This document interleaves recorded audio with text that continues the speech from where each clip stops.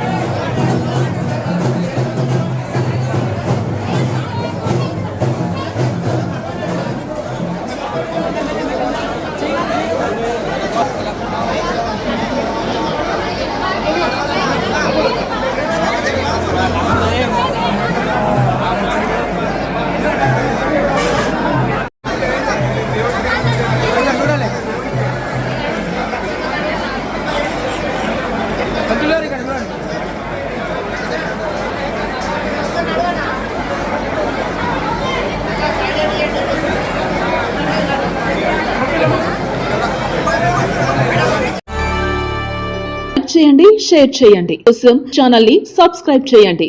అలాగే ఇక్కడ ఉండే ఈ గంట సింబల్ ని క్లిక్ చేయండి. మేము అప్డేట్ చేసే ప్రతి వీడియో నోటిఫికేషన్స్ మీకు వచ్చేస్తాయి.